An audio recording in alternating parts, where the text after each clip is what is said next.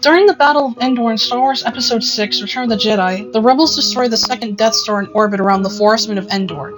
The destruction of the battle station kills the remaining Imperial forces on board and delivers an enormous blow to the Empire due to the loss of such a gigantic weapon and all aboard. The defeat of the Imperial fleet nearby and the death of the evil Emperor Palpatine and our heroes are celebrating it at the end all dandy and fun now that Darth Vader has been redeemed. Add the special edition and you get celebrations on numerous worlds across the galaxy against the Imperials. Sounds fine, right? Consider that the Death Star 2 is around the same size of our moon.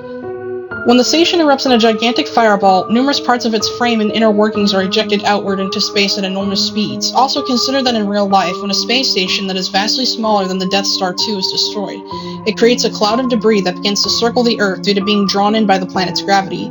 If the debris collides with satellites, it can cause great damage to them. Imagine all that debris, much of which could be country-sized, falling down onto the forest moon. The gravity field would pull up on the wreckage so that it would be shifted toward the moon. The gas giant Endor is directly behind it, the forest moon, and thus cannot pull enough of the debris away. The Rebel fleet is too small to create a combined shield to deflect even half the stuff, and the Imperials, even if they were helping the Rebels deflect it and had all of their ships, would not be anywhere near enough to protect the moon. The resulting impacts would practically annihilate the biosphere of the moon. Enormous clouds of dust would be thrown up into the air, blocking out sunlight for many miles. This would be in turn supplemented by forest fires caused by burning wreckage strikes.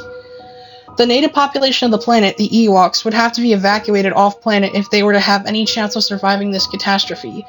It is doubtful that they would survive. The Rebels are strapped for ships and could evacuate only a mild sliver of the Ewok natives.